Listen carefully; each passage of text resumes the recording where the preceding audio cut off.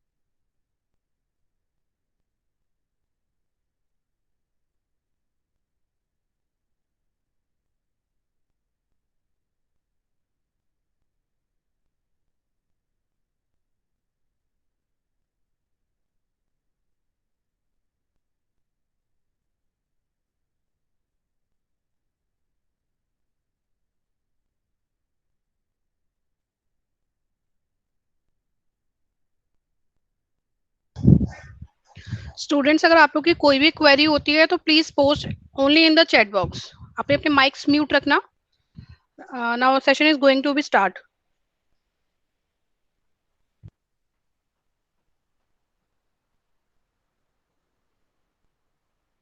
My screen is visible to all of you. Yes, ma'am. Okay. Shall we start, ma'am? Yes, ma'am, we can start now. Okay. So good morning, all of you. Actually कल हम लोगों ने Q की starting कर ली थी, तो just एक बार, क्योंकि कल बहुत लास्ट टाइम पे हमने क्यू स्टार्ट किया था, तो एक बार क्विक रिवीजन कर लेते हैं. तो हम ये टॉपिक्स आज कंप्लीट करने वाले क्यू में. ठीक है, तो हम थोड़ी सी स्पीड अप करेंगे. अगर आपकी कोई भी क्वेरी हो आप चैट बॉक्स में लिख दीजिए. और कल आपके संग मैम ने नंबर शेयर कर दिया था, तो अगर इन केस कोई क्वेरी रह जाती है तो आप लोग मुझे व्हाट्सएप पे क्वेरी आस्क कर सकते हैं. फाइन. सो हम लोगों ने कल ये कैपजेमिनी में हम लोगों ने क्यू स्टार्ट किया था. तो basically Q, what is Q? So Q is a linear data structure that follows the principle of first in first out. ये वैसे हम कल डिस्कस कर चुके हैं, but just a quick revision. कि सपोज ये अगर आपकी कोई लाइन की स्टार्टिंग है, तो जो भी सबसे पहले क्यू में आएगा उसको सबसे पहले सर्विस प्रोवाइड होगी. So that's why it follows the concept of FIFO. Fine. So now in detail today we will discuss the operations of the queue. So basically दो बेसिक ऑपरेशंस होते हैं, हम लोगों ने देखा था स्टैक में भी. एक ऑपरेशन हमारा होता है इंसर्शन ऑपरेशन, जिसे कि क्यू में हम बोलते हैं NQ. फाइन. और एक होता है आपका डिलीशन ऑपरेशन, जिसे कि आप क्यू में टर्मिनोलॉजी में कहा जाता है DQ. फाइन. तो कल हम लोगों ने क्विकली एनक्यू का डिस्क्रिप्शन देख लिया था, बट मैं यहाँ पर फिर से रिपीट कर रही हूँ, एक बार आप ध्यान से देखिएगा. फॉर एग्जाम्पल आपकी कोई भी एक क्यू है. फाइन. तो अगर आपकी कोई भी क्यू है, तो जिस तरीके से स्टैक में हमारे पास सिर्फ एक एंड होता था, क्यू में हमारे पास दो ओपन एंड्स होते हैं फॉर इंसर्शन एंड डिलीशन.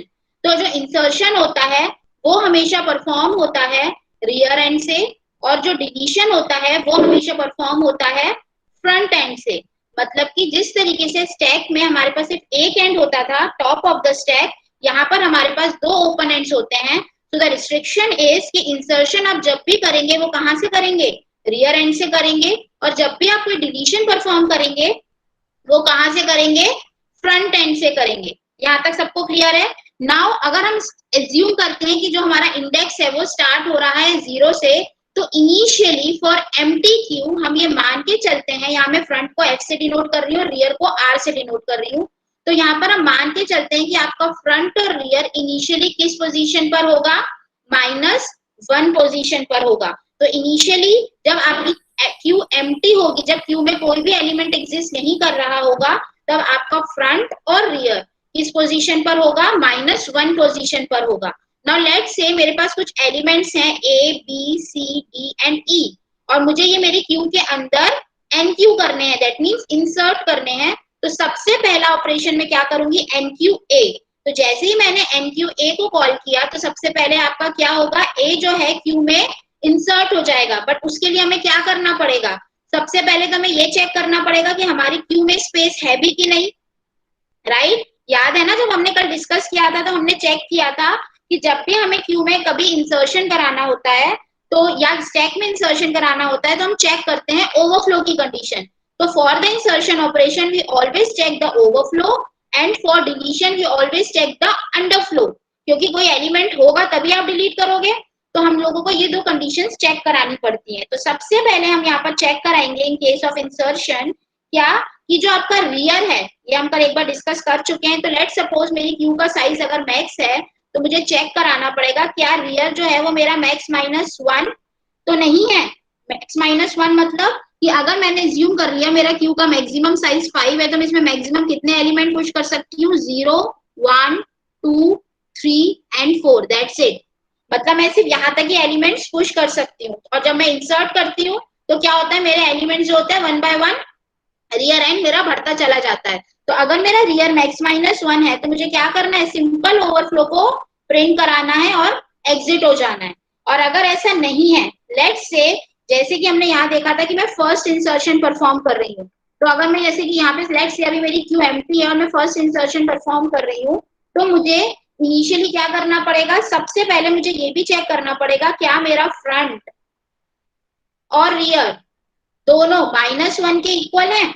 अगर मेरा फ्रंट इज इक्वल्स टू और रियर इज इक्वल्स टू -1 के इक्वल है, इन दैट केस ऑल्सो मुझे क्या करना पड़ेगा, इंसर्शन कराने के लिए मुझे रियर को तो रियर +1 करना ही है, पर फर्स्ट इंसर्शन में मुझे फ्रंट को भी फ्रंट +1 करना पड़ेगा।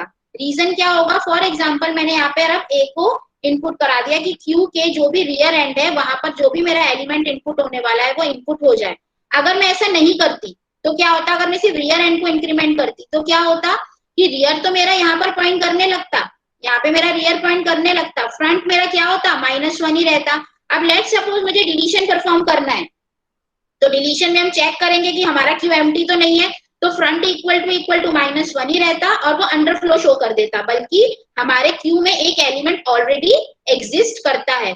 तो ये चीज हमें ध्यान रखनी है कि जब भी हम फर्स्ट इंसर्शन कराएंगे क्यू का, जब पहली बार एनक्यू कॉल होगा तो हमें ये चेक करना पड़ेगा कि अगर मेरा फ्रंट और रियर -1 है तो फर्स्ट इंसर्शन में मैं दोनों ही वेरिएबल्स को एक एक के साथ क्या करूंगी, इंक्रीमेंट करा दूंगी।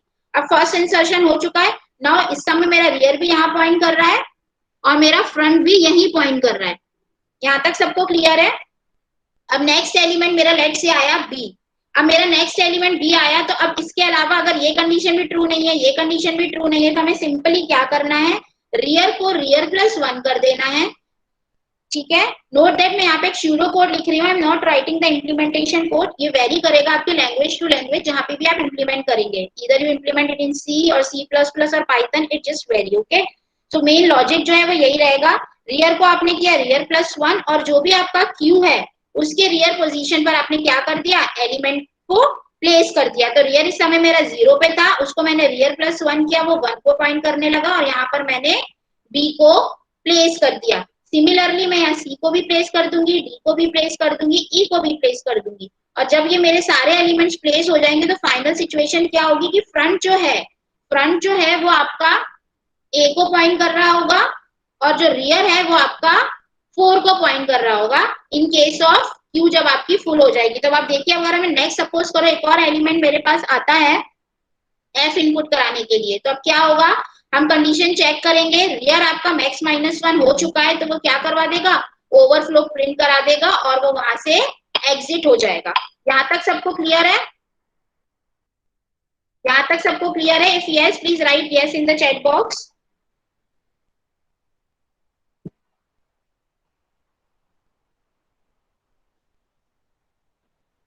Ma'am student saying yes.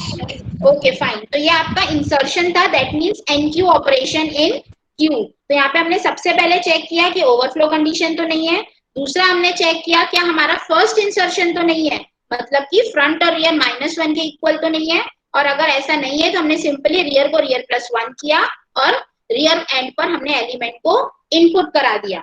Now let's begin with the DQ operation. ठीक है, अब हमारा नेक्स्ट जो ऑपरेशन होता है वो होता है DQ operation. DQ operation means deletion इन अ क्यू।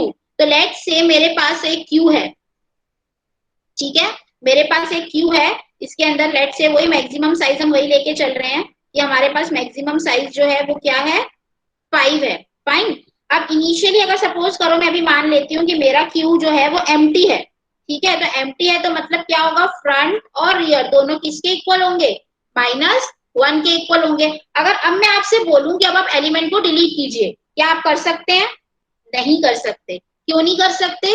क्योंकि हमारे पास जब कोई एलिमेंट ही नहीं है तो हम उसको डिलीट कैसे करेंगे।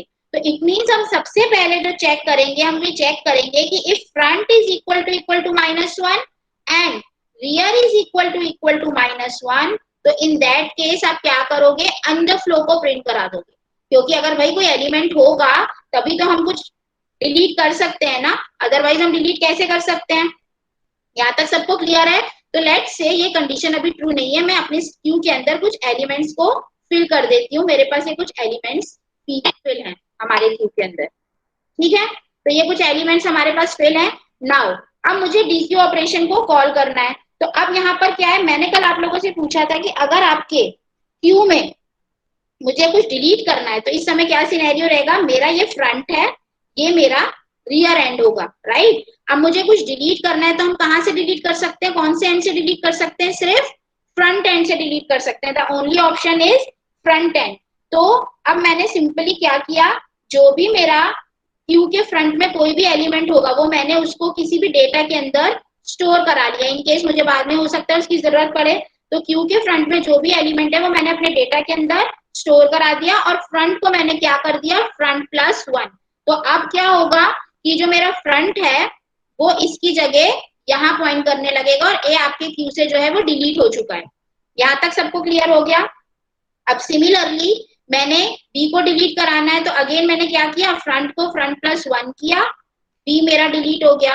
अब मैंने फ्रंट को अगेन फ्रंट +1 किया, सी डिलीट हो गया, डी डिलीट हो गया। अब जो सिनेरियो आ गया, अब आपका फ्रंट और रियर दोनों किसको पॉइंट कर रहे हैं, किसको पॉइंट कर रहे हैं, 4 को पॉइंट कर रहे हैं। अब क्या होगा, अब मैंने लेट सपोज फ्रंट को फ्रंट +1 किया, तो क्या होगा, फ्रंट तो out of the maximum bound चला जाएगा। तो इसका मतलब ये कि यहाँ पर हमें एक और कंडीशन का ध्यान रखना है कि कोई ऐसा सिनेरियो आ जाए जहां पर सिर्फ सिंगल एलिमेंट बचा है क्यू के अंदर। वो सिनेरियो कब आता है, अगर आपको याद हो तो हमने कल डिस्कस किया था, जब आपका फ्रंट और रियर बराबर हो जाते हैं। मैंने आपको लास्ट क्लास में भी कहा था कि हम ये डिस्कस करेंगे कि क्यों मैंने पूछा है आपसे कि अगर एक ही एलिमेंट रहेगा तो क्या कंडीशन होगी। तो जब भी कोई एक ही एलिमेंट आपके क्यू में रहा, वो जरूरी नहीं है कि R equal to F equal to 4 पर ही आए, वो कभी भी हो सकता है। लेट्स से आपने 2 एनक्यू ऑपरेशन परफॉर्म करवाए, उसके बाद 2 डीक्यू ऑपरेशन परफॉर्म करवा दिए, तो अगेन ये सिनेरियो परफॉर्म होगा कि आपका फ्रंट और रियर क्या होगा, दोनों सेम पोजीशन पर लाई कर रहा होगा। इस केस में आपको क्या करना है, जो आपका डेटा में क्यू के एफ को स्टोर तो करना है, फ्रंट को स्टोर तो करना है, बट उसके बाद फ्रंट को फ्रंट +1 ना करके हमें क्या सेट कर देना है, फ्रंट की वैल्यू भी -1 सेट कर देनी है और रियर की वैल्यू भी -1 सेट कर देनी है। क्यों कर देनी है, क्योंकि अब ये जब ये वाला एलिमेंट आपकी क्यू से डिलीट हो जाएगा तो आपकी क्यू क्या हो चुकी होगी, एम्प्टी हो चुकी होगी। और एम्प्टी क्यू में फ्रंट और रियर किस पोजीशन पर होते हैं, -1 पोजीशन पर होते हैं। इट मींस दैट कि जब भी आप कुछ डीक्यू ऑपरेशन परफॉर्म करा रहे हो और क्यू में सिर्फ सिंगल एलिमेंट को आप डिलीट करा रहे हो, तो मतलब आपको ये चेक करना है कि फ्रंट और रियर इक्वल तो नहीं है, और अगर वो इक्वल नहीं है तो आपको सिंपल फ्रंट को फ्रंट +1 करना है और डेटा को सेव कर लेना है। बट अगर आपके फ्रंट और रियर भी इक्वल है तो आपको क्या करना है, फ्रंट को फ्रंट +1 ना करके दोनों को ही, फ्रंट और रियर एंड को -1 पे सेट कर देना है। क्योंकि आपकी क्यू का जब भी लास्ट एलिमेंट डिलीट होगा उस पर्टिकुलर केस में क्या सिनेरियो होगा कि आपकी जो क्यू है वो एम्प्टी हो चुकी होगी। तो स्टूडेंट्स आपको क्यू के एनक्यू और डीक्यू इससे रिलेटेड बहुत क्वेश्चंस एग्जाम में पूछे जाते हैं अलग अलग तरीके से। That's why I am asking again and again. ये सबको क्लियर हो चुका है, enqueue and dequeue operation in queue? If yes, please write yes or clear in your chat box so that we can proceed. Yes, ma'am. Query आई है। When we delete A then क्या B 0 position पे नहीं आएगा? No, यहाँ पर ये आपकी जो पोजीशन है बेटा, जब आप सपोज कीजिए एक एलिमेंट को आप प्लेस करते हो, ठीक है, तो अगर ये अच्छा क्वेश्चन है कि ये बी शिफ्ट नहीं होगा, हमने आपने यहाँ पे देखा होगा कि हम यहाँ पे एलिमेंट्स को शिफ्ट नहीं कर रहे हैं। इसका क्या डिसएडवांटेज हो सकता है? अगर आपने एलिमेंट को शिफ्ट किया, आपने एलिमेंट को शिफ्ट किया तो आपकी कॉम्प्लेक्सिटी कितनी बढ़ जाएगी? लेट सपोज अगर आपके 100 एलिमेंट्स थे और आपने एक एलिमेंट डिलीट किया, तो आप 99 एलिमेंट्स को क्या फर्स्ट पोजीशन पे शिफ्ट करोगे? नो। हम सिंपली ये कर सकते हैं कि जो भी आपके इस समय जो जैसे आपने डेटा को स्टोर कर दिया, तो जो भी इस समय क्यू फ्रंट को फ्रंट प्लस वन करने से पहले आप, sorry just a second, front को फ्रंट प्लस वन करने से पहले आप सिंपली क्या करो, उस पोजीशन को नल असाइन कर दो। फॉर एग्जांपल यहाँ पर मैंने लिखा है क्यू इज क्यू एफ, तो यहाँ पर मैं इसको क्या कर दूं, नल असाइन कर दूंगी, तो ये प्लेस ऑटोमेटिकली फ्री हो जाएगी। बट हम यहाँ पे एलिमेंट्स को शिफ्ट नहीं कर सकते, ठीक है, क्योंकि हम यहाँ पर एलिमेंट्स को शिफ्ट नहीं करेंगे because it's increase the complexity to a much extent. आपका डाउट क्लियर हुआ बेटा? If yes please write yes in your chat box.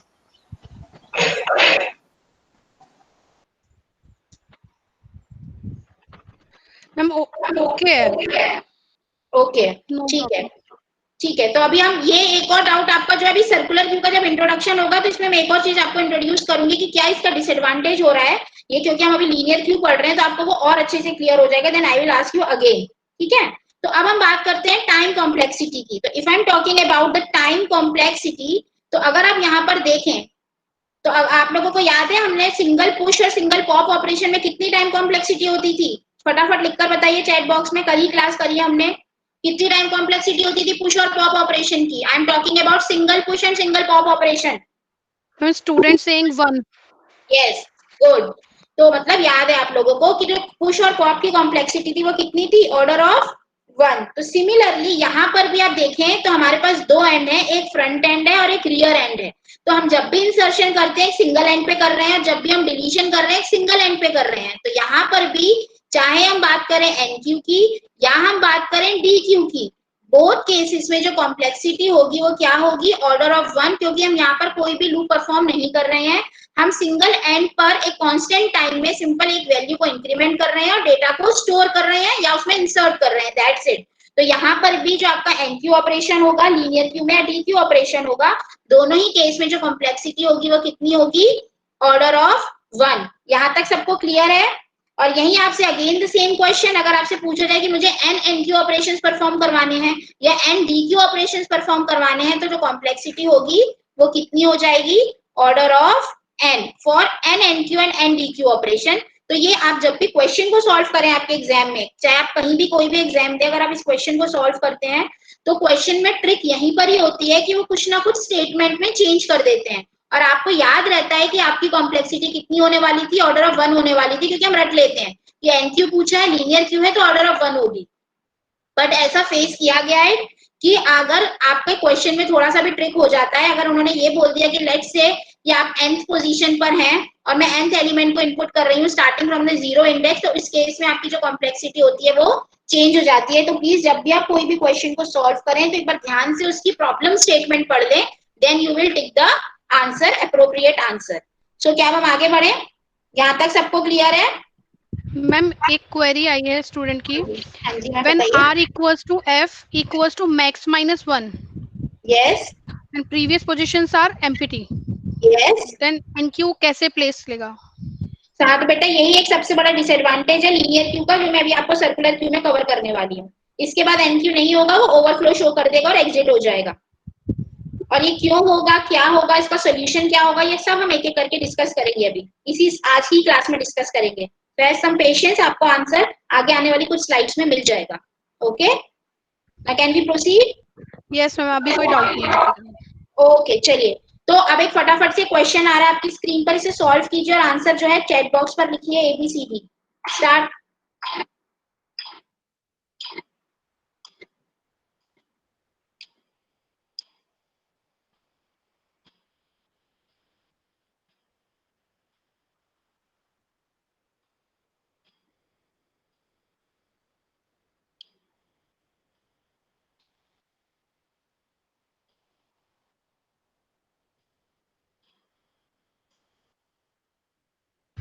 Ma'am, few students are saying option A as an answer and few are saying option B as an answer. Okay. So we'll wait for 23 seconds more and then I will explain the solution.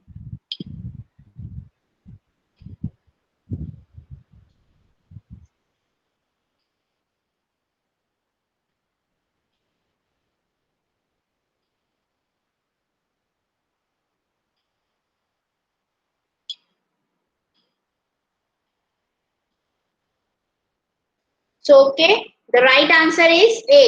तो जिसका भी B आ रहा है वो एक बार ध्यान से देख लीजिए कि इसको हम कैसे सॉल्व करने वाले हैं। तो हम लोगों को सिंपल एक सीक्वेंस बतानी है कि समय क्या सीक्वेंस होगी।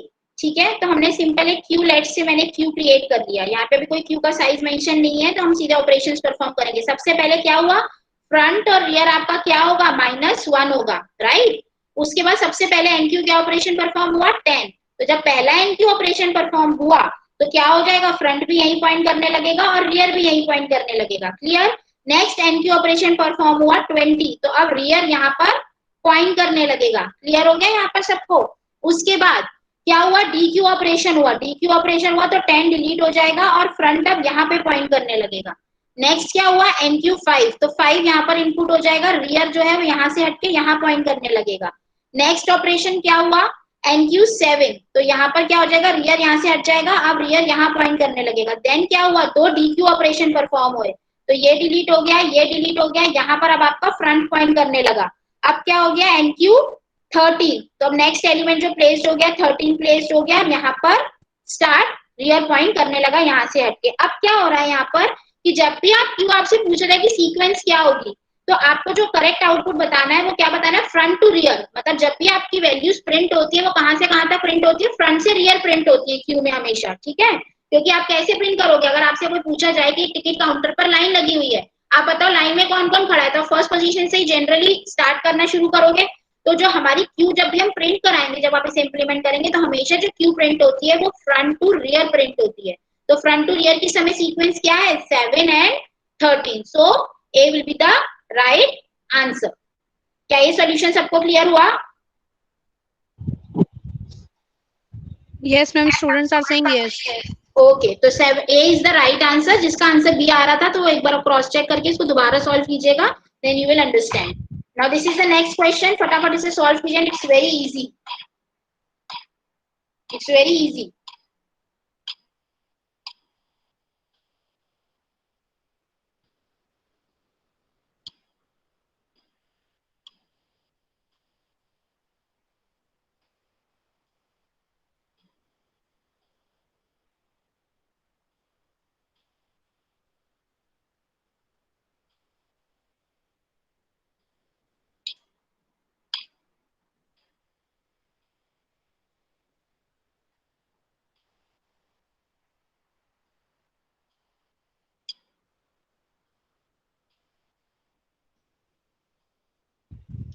Ma'am, maximum students are saying option B as an answer. Okay, Maximum students are participating in this. Very good, it's Approx, a very good sign. we have approx 120 chat box answers. So yes, it's correct answer is B. अब ये कैसे आया आंसर, it's a very easy. जब भी कोई Q में मैंने कोई सीक्वेंस इनपुट करी, मैंने कहा कि एलिमेंट जो है क्यू में वो मैंने प्लेस करी है पी क्यू आर एस। ठीक है, तो इस समय बट ऑब्वियस है फ्रंट यहाँ पर होगा और रियर यहाँ पर होगा। ठीक है, और हम एक एक करके एलिमेंट्स को डिलीट करें, तो सबसे पहला जो एलिमेंट डिलीट होगा वो क्या होगा, पी होगा। देन एलिमेंट जो डिलीट होगा वो क्यू होगा। देन एलिमेंट वो डिलीट होगा वो आर होगा। और जो नेक्स्ट एलिमेंट डिलीट होगा वो क्या होगा, एस होगा। तो इट मीन जो सीक्वेंस में डिलीट होंगे, फर्स्ट कम फर्स्ट सर्व का यही बेनिफिट है, जिस सीक्वेंस में आएंगे उसी सीक्वेंस में जाएंगे। अब यही अगर क्यू की जगह स्टैक लिखा होता और ये बोला जाता है कि one item is deleted eight A time, तो क्या ऑप्शन होता है एबीसीडी में से, फटाफट यही लिखकर बता दीजिए फटाफट। अगर ये स्टैक होता तो क्या आंसर आता है इसका, सेम क्वेश्चन में अगर मैं क्यू को स्टैक से रिप्लेस कर दूंगी तो क्या आंसर आएगा।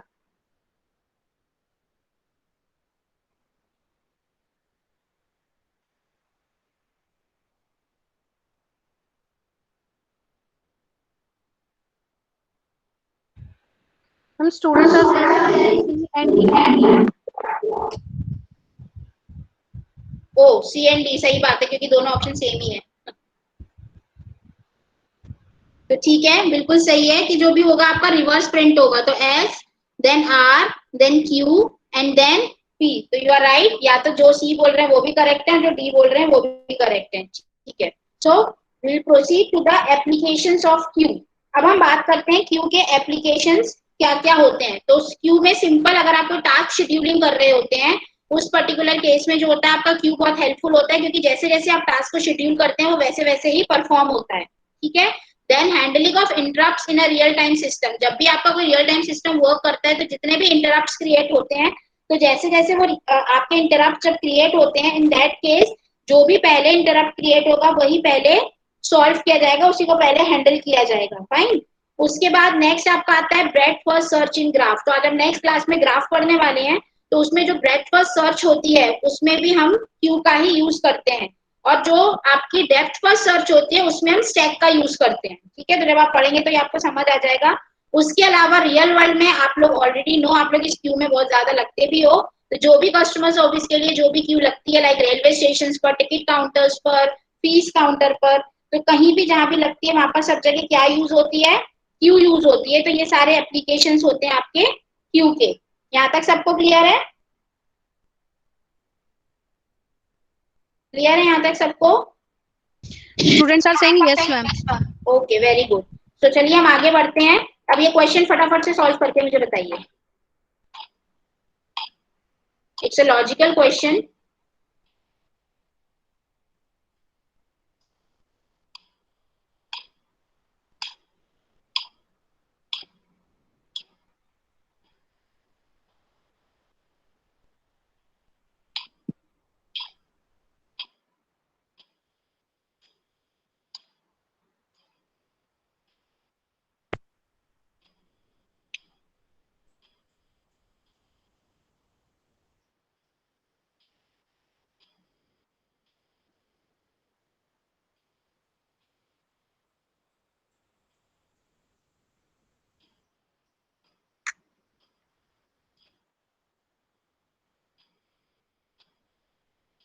Are we getting any answers, ma'am?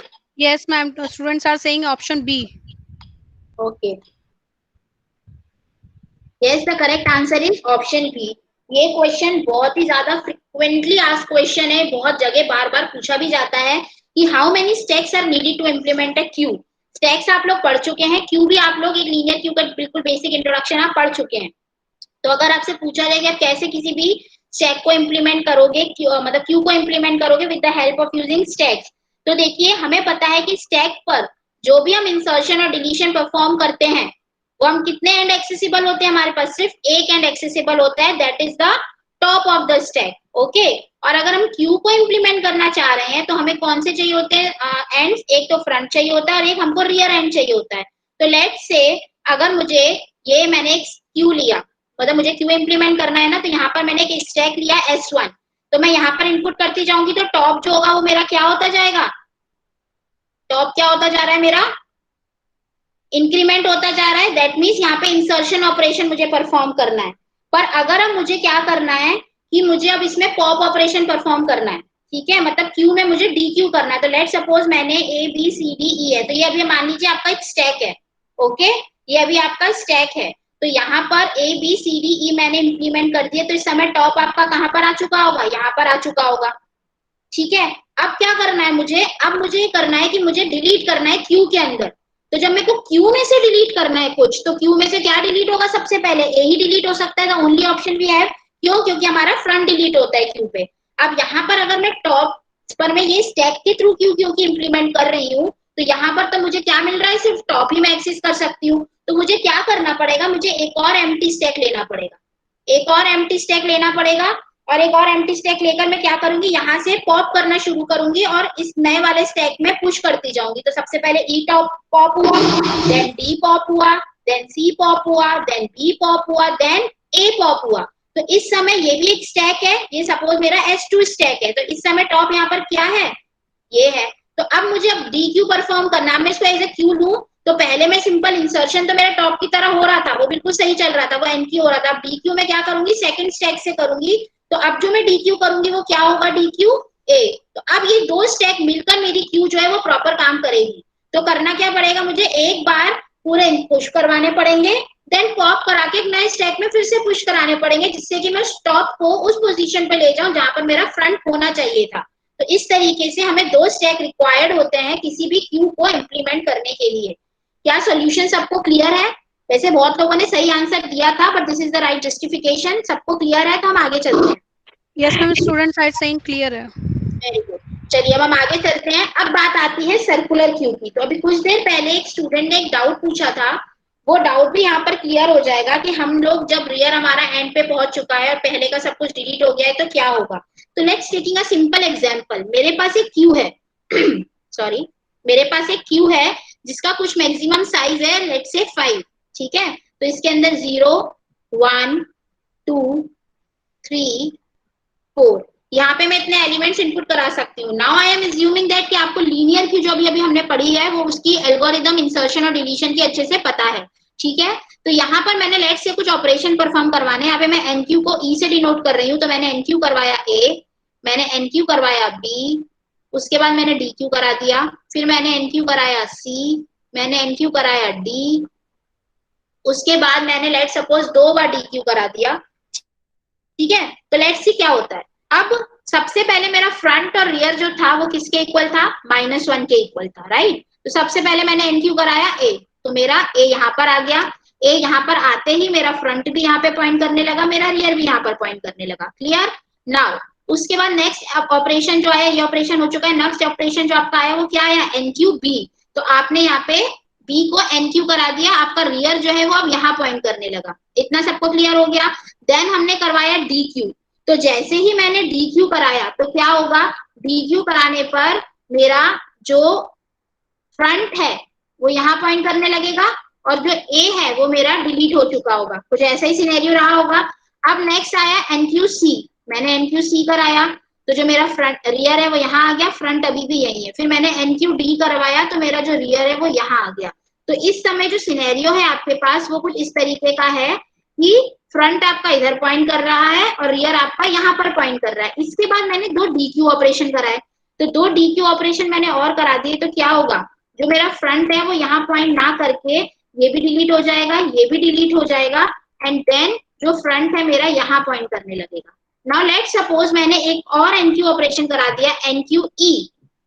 Okay, NQ मैंने करा दिया ई। तो जब मैंने एनक्यू ई कराया तो ई जो है वो मेरा यहाँ पर आ गया होगा, फ्रंट जो रियर है वो यहाँ से हटके यहाँ पर पॉइंट करने लगा होगा। ये मैंने कुछ ऑपरेशन करवाए।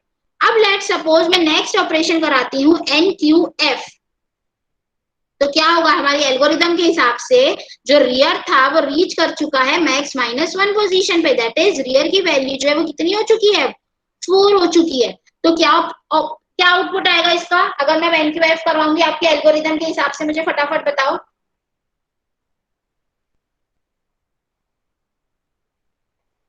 फटाफट बताइए। हम students are saying overflow. Yes, तो आपको जो आउटपुट आएगा वो क्या आ जाएगा, ओवरफ्लो।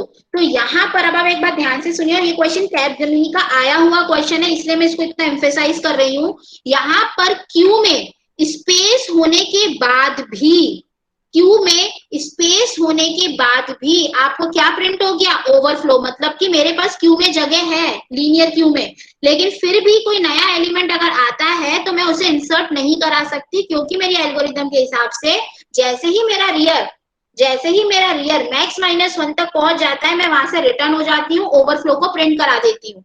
तो ये आपकी लीनियर क्यू का बहुत बड़ा डिसएडवांटेज होता है कि इसमें आपकी मेमोरी वेस्ट हो रही है, आपकी स्पेस वेस्ट हो रही है, क्योंकि आपने एरे से तो 5 स्पेस ले रखी है, अब 3 स्पेस खाली है, हमें दिख रही है कि 3 स्पेस खाली है, लेकिन फिर भी हम कोई नया एलिमेंट अपने क्यू के अंदर इंपोर्ट नहीं करा सकते। और यहीं से इसी प्रॉब्लम को सॉल्व करने के लिए आपका आया सर्कुलर क्यू। तो नाम से ही समझ में आ रहा है सर्कुलर क्यू की क्या कितना बढ़िया हो जाए कि अगर यहाँ पर जैसे ही वैल्यू खत्म हो जाए तो मैं वापस नेक्स्ट एलिमेंट जो है वो यहाँ पे इनपुट करने लग जाऊं। ठीक है, तो सर्कुलर क्यू ऐसे ही होती है, सिंपल एक क्यू है जिसमें अगर मेरा रियर मैक्स -1 पर पहुंच जाता है तो उसके बाद मैं उसको वापस सेट कर देती हूँ 0 पे। तो इसका मतलब कि अब जो नेक्स्ट एलिमेंट इनपुट होगा वो कहाँ पर इनपुट होगा, 0 पर इनपुट होगा। इतना सबको क्लियर आ गया। अब देखो, अगर हमको विजुअलाइज करना है तो सर्कुलर क्यू मैं एज्यूम कर लेती हूँ कुछ इस तरीके से दिखेगा। ये कोई आपका सर्कुलर क्यू है जिसमें आपके पास एलिमेंट्स हैं लाइक दिस, इस तरीके से आपका कुछ सर्कुलर क्यू दिखेगा। तो 0 इंडेक्स है, 1 इंडेक्स है, 2 इंडेक्स है, 3 इंडेक्स है और 4 इंडेक्स है। 5 साइज का मैंने यहाँ पे सर्कुलर क्यू बना दिया। फ्रंट और रियर अगेन आपके इस समय -1 ही होंगे for case of empty Q. ठीक है, अब मैंने यहाँ पर सेम ऑपरेशंस में यहाँ फिर से परफॉर्म कर रही हूँ। तो मैंने यहाँ पर ए इनपुट किया, मैंने यहाँ पर बी इनपुट किया। मैं फटाफट कर रही हूँ क्योंकि मैं समझ रही हूँ आपको इतना समझ में आ चुका है। जैसे डी क्यू हुआ ये डिलीट हो गया, फिर आपका सी इनपुट होगा, फिर आपका डी इनपुट होगा, फिर ये 2 डी क्यू होंगे, फिर आपका ई इनपुट होगा, राइट। अब यहाँ पे आपका ई इनपुट हो चुका है, रियर आपका यहाँ पर पॉइंट कर रहा है, फ्रंट आपका यहाँ पर पॉइंट कर रहा है। अब नेक्स्ट ऑपरेशन आया ई ऑफ एफ, तो मुझे सीधे सीधे दिख रहा है, मैं रियर को रियर +1 कर दूंगी तो क्या हो जाना चाहिए 0। मतलब जब मेरा रियर मैक्स -1 पर पहुंच जाए तो मैं रियर को क्या कर दूं 0 कर दूं। तो फिर यहाँ पर मेरा जो नेक्स्ट एलिमेंट है, जो मेरा नेक्स्ट एलिमेंट है एफ, वो यहाँ पर प्लेस्ड हो जाएगा। तो इस तरीके से आपकी सर्कुलर क्यू की फंक्शनिंग चलती है। सर्कुलर क्यू में क्या हुआ कि हमने चेक किया कि जैसे ही मेरा rear is equals to max -1 पहुंचा तो मैंने क्या किया, उसको 0 सेट कर दिया, और जैसे वो 0 हो जाएगा तो हम अपना नेक्स्ट एलिमेंट को फिर से इनपुट करके हमारी फंक्शनिंग को स्टार्ट कर सकते हैं। अब मुझे ये बताओ कि अगर मुझे सर्कुलर क्यू में इंसर्शन और डिलीशन परफॉर्म करना है तो बिल्कुल जैसे हमने वो इसमें किया था लीनियर क्यू में, हम सर्कुलर क्यू में भी करेंगे। तो अब मुझे सर्कुलर क्यू में एन क्यू परफॉर्म करना है और मुझे सर्कुलर क्यू में डी क्यू परफॉर्म करना है, राइट। तो सबसे पहले हम स्टार्ट करते हैं एन क्यू ऑपरेशन। तो जब भी मैं किसी भी क्यू में जब भी कोई एन क्यू परफॉर्म करती हूँ तो सबसे पहले मुझे क्या चेक करना पड़ता है, ओवरफ्लो चेक करना पड़ता है। ठीक है, तो अब मुझे अगर ओवरफ्लो चेक करना है तो ओवरफ्लो चेक करने के लिए क्या हो सकती है सर्कुलर क्यू में कंडीशन। तो लेट्स से यहाँ पर मेरा एक सर्कुलर क्यू है, ये मेरा सर्कुलर क्यू है 0 1 2 3 एंड 4, ये मेरा एक सर्कुलर क्यू है। तो या तो एक सिंपल सी मेरी ओवरफ्लो कंडीशन जो कि मुझे पता ही है कि फ्रंट में पे मेरा 0 पे हो, फ्रंट इक्वल टू 0 हो, ठीक है, और रियर इक्वल टू मैक्स -1 हो। मतलब कि ये सिनेरियो हो ए बी सी डी ई। तो इस समय फ्रंट मेरा यहाँ पॉइंट कर रहा होगा और रियर मेरा यहाँ पॉइंट कर रहा होगा। ये तो कंडीशन सीधे सीधे दिख रही है कि एक तो ये हो कि फ्रंट 0 हो और जो रियर है वो क्या हो मैक्स -1 हो। और इसके अलावा ऐसा कुछ सिनेरियो बन सकता है, लेट्स सपोज ये मेरी कोई सर्कुलर क्यू है, ठीक है, ए लिखा, बी लिखा, सी लिखा, डी लिखा, फिर मैंने डी क्यू करना शुरू किया, ये डी क्यू हो गया, ये डी क्यू हो गया, फ्रंट मेरा यहाँ पर पॉइंट कर रहा है। फिर मैंने नया इनपुट किया, ई इनपुट किया, एफ इनपुट किया, जी इनपुट किया, ये भी तो मतलब जी इनपुट यहाँ पे किया, तो ये भी तो एक आपका जो क्यू है इस समय भी फुलफिल हो चुका है। तो इस समय रियर आपका यहाँ पे पॉइंट कर रहा है। इंडेक्स एक बार दे देते हैं 0 1 2 3 4 5। ठीक है, समझ में आ रहा है मैं क्या बताना चाह रही हूँ कि आपका सिनेरियो कब कब हो सकता है ओवरफ्लो का, एक तो रैंडम कभी भी आ जाए। ठीक है, तो इस समय 2 जो है वो आपका रियर पोजीशन पर है और जो 3 है वो है फ्रंट पोजीशन। तो और क्या सिनेरियो बन सकता है कि आपकी क्यू फुल हो जाएगी, बताइए मुझे फटाफट।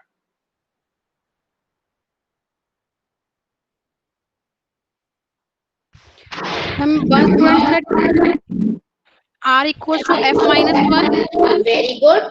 अगर मेरा रियर जो है वो फ्रंट से एक कम होता है in case of circular queue, ये सिनेरियो आपका लीनियर क्यू में नहीं आ सकता था।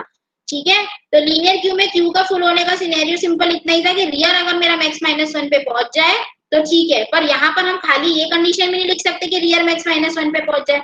अगर रियर मैक्स -1 पे है तो फ्रंट को उस समय 0 पर होना चाहिए, तभी आपकी क्यू क्या होगी, फुल होगी। या फिर ये वाला जो सेकंड मैंने डायग्राम बनाया है, इस डायग्राम के अकॉर्डिंग अगर जो मेरा रियर है और जो मेरा फ्रंट है, तो जो मेरा रियर है वो फ्रंट से एक पहले पोजीशन पर हो तो उस पर्टिकुलर केस में भी क्या, सॉरी फ्रंट से एक पहले पोजीशन पर हो तो उस पर्टिकुलर केस में भी क्या होगा, ओवरफ्लो।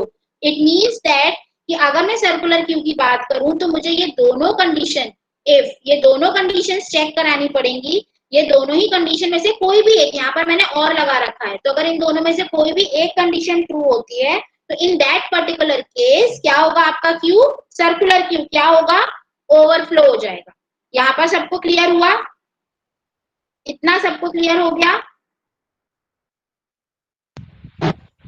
यस मैम, स्टूडेंट से क्लियर है। चलिए, तो अब हम बात करते हैं कि सर्कुलर क्यू में नॉर्मली इंसर्शन कैसे परफॉर्म होगा। ठीक है, तो मैं सर्कुलर क्यू की इंसर्शन की बात करती हूँ, तो उसके पहले मैं एक सर्कुलर क्यू बना लेती हूँ। आप चाहो तो इसको लीनियर क्यू भी बना लो, पर ये दिखने में सर्कुलर जैसी दिखे इसलिए मैं यहाँ पे ऐसे बना रही हूँ। सो लेट्स से 0 1 2 3 4 5, मेरी कोई मैक्सिमम साइज 6 है, उस साइज की मेरी कोई सर्कुलर क्यू है। तो सबसे पहले तो जो कंडीशन हम अभी तक चेक करते आए हैं वो हमें करनी है कि अगर मैं पहला इंसर्शन कर रही हूँ तो क्या होगा। पहले इंसर्शन के लिए मुझे क्या चेक करना है कि क्या फ्रंट इज इक्वल्स टू -1 है और रियर इज इक्वल्स टू -1 है। अगर ऐसा है तो क्या करना है, दोनों को ही एक एक इंक्रीमेंट करना है, front equal to front plus 1 और rear equal to rear plus 1, ऐसा कर देना है। और जो भी आपके क्यू का रियर एंड है उसमें जो भी एलिमेंट आपको प्लेस करना है वो आप प्लेस कर दोगे। पहली कंडीशन, एक तो ये काम कर लिया हमने, ठीक है, मतलब कि ये मेरा पहला इंसर्शन है। तो यहाँ पर मैंने फर्स्ट इंसर्शन किया, ए किया, अब मेरा फ्रंट भी यहाँ पे पॉइंट कर रहा है और रियर भी यहीं पे पॉइंट कर रहा है। अगर ऐसा नहीं है, अगर ऐसा नहीं है तो अब एक चीज मुझे नहीं यहाँ पर चेक करनी पड़ेगी, एक तो कॉमन चीज है, अदरवाइज ऐसा नहीं है तो आप क्या करोगे, रियर को क्या कर दोगे, रियर प्लस 1, ठीक है, और क्यू के रियर में क्या डाल दोगे, डेटा। यहाँ पे मैं हर जगह कुछ इफ एल्स या एल्स इफ कुछ नहीं लिख रही हूँ, ये मैं आपको जस्ट बता रही हूँ कि किस किस तरीके में आपको इंसर्शन परफॉर्म करना है। It's just a pseudo code, पर इट्स अ कंप्लीट एल्गोरिदम। बस इसी को अगर आप किसी कोड के फॉर्म में लिख दोगे तो आपका इंसर्शन परफॉर्म हो जाएगा, ठीक है।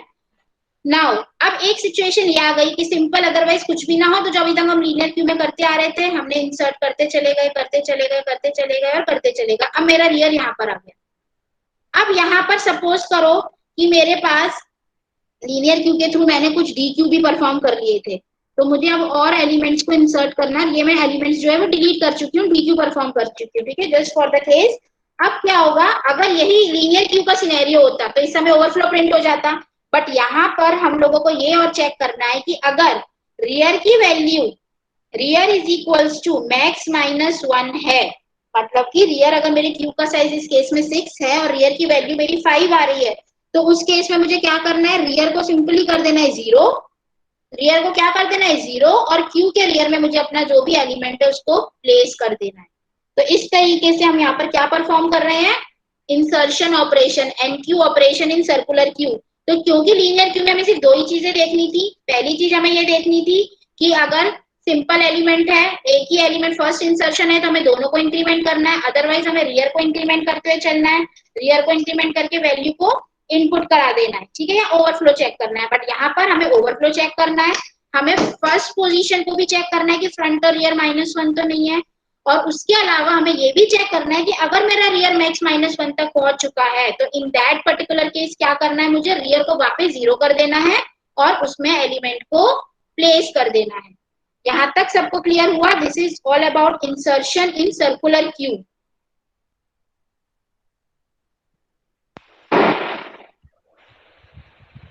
Is it clear to all of you? If yes, please write in the chat box clear or yes. Yes ma'am, clear है ma'am. Can we take a break for 2 minutes for attendance? Yeah, sure, no problem. Students, अभी आपको chat box में सिर्फ और सिर्फ अपना roll number type करना है। फॉर बीटेक स्टूडेंट 17 से स्टार्ट होगा और एमसीए स्टूडेंट के लिए 16 से स्टार्ट होगा।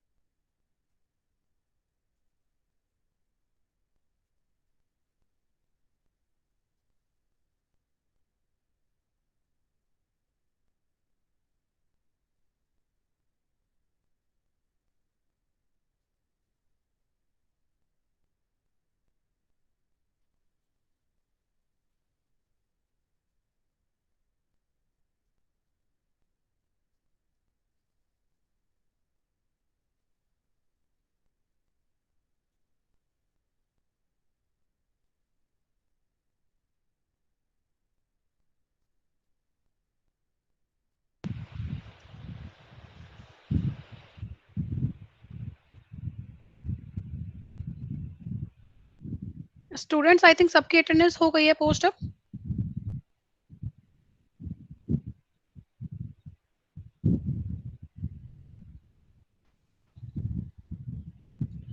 Ma'am we may start now as students posted all attendance. Okay ma'am.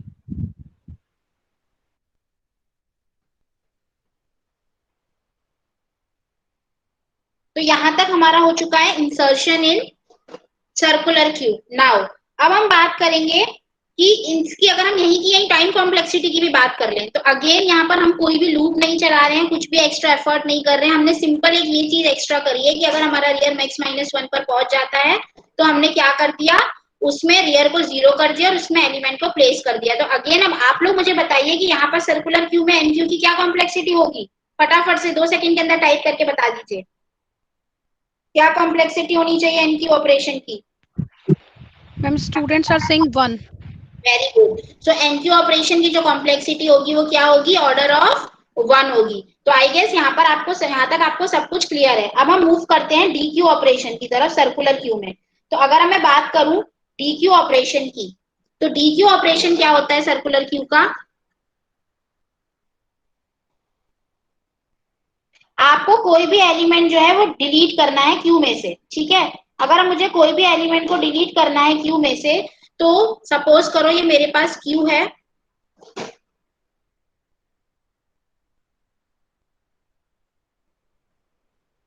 0, 1, 2, 3, 4 and 5 ये मेरे पास क्यू है. तो मुझे इसमें को डिलीट करना है तो सबसे पहले तो अंडरफ्लो की कंडीशन, आई गेस अंडरफ्लो की कंडीशन में कोई चेंज नहीं है. अंडरफ्लो तो एक ही केस में होगा जब मेरा फ्रंट और रियर -1 हो. तो वो अंडरफ्लो की कंडीशन जो लीनियर क्यू की थी सर्कुलर क्यू की भी वही रहेगी, उसमें कोई चेंज नहीं है. उसके अलावा अगर हम देखें तो उसके अलावा हमने पहले क्या देखा था कि अगर मेरा सपोज करो मैं कुछ डिलीट कर रही हूँ, सिंपल डिलीशन कर रही हूँ, कोई चेंज नहीं है, तो फ्रंट इक्वल टू सिंपल मैं करती हूँ फ्रंट +1 और उससे पहले जो भी डेटा में मुझे अपने क्यू का फ्रंट के एलिमेंट को स्टोर करना होता है वो कर लेते हैं. तो ये तो हमारा वही स्टेप है, ये तो हमें करना ही करना है. इसके अलावा और हमें क्या क्या चीजें चेक करनी है कि अगर अगर मेरा फ्रंट अगेन मैक्स -1 पर पहुंच जाता है, वो सिनेरियो कब होगा कि सपोज करो मैं ABCD इनपुट करती जा रही हूँ, यहाँ पर जगह खाली है, यहाँ पे कुछ एलिमेंट है, A है, C है, D है सपोज कीजिए. तो इस समय मेरा फ्रंट यहाँ पर होगा. ठीक है, अब मैंने D को भी डिलीट कर दिया, मैंने C को भी डिलीट कर दिया, तो इस समय मेरा फ्रंट कहाँ पर होगा, यहाँ पर होगा. राइट. तो अगर मेरा फ्रंट मैक्स -1 पे पहुंच जाता है तो मुझे अब नेक्स्ट एलिमेंट अगर डिलीट होगा, तो अभी तक तो क्या होता था कि हम लोग एग्जिट हो जाते थे जब हमारा आखिरी एलिमेंट डिलीट हो जाता था. बट अब हम यहाँ पर क्या करेंगे, फ्रंट को क्या कर देंगे 0.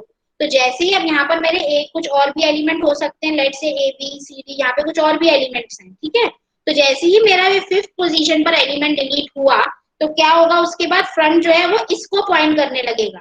फ्रंट जो है वो 0th पोजीशन को पॉइंट करने लगेगा.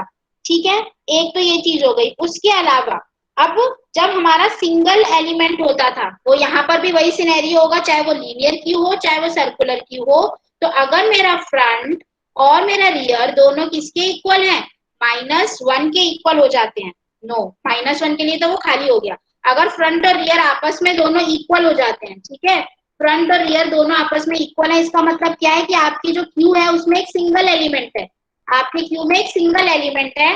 तो इन दैट पर्टिकुलर केस आप क्या करेंगे, इस केस में आपने क्यू के फ्रंट में जो भी डेटा को स्टोर कराना है वो डेटा को स्टोर कराया और उसके बाद आपने फ्रंट को और रियर को दोनों को किसके इक्वल कर दिया, -1 के इक्वल कर दिया. मतलब वही स्टेप है, ये स्टेप आपका लीनियर क्यू जैसा है, ये स्टेप आपका लीनियर क्यू वाला है, ये स्टेप भी आपका लीनियर क्यू वाला है. जो नया स्टेप जो ऐड हुआ है वो क्या हुआ है कि अगर मेरा फ्रंट जो है वो मैक्स -1 पर पहुंच जाता है तो उस पर्टिकुलर केस में मुझे क्या करना पड़ेगा, फ्रंट को जो है वो 0 असाइन करना पड़ेगा. यहाँ तक सबको क्लियर हुआ. फटाफट मुझे बताओ कि यहाँ पर भी क्या कॉम्प्लेक्सिटी होगी, time complexity for dequeue operation in circular Q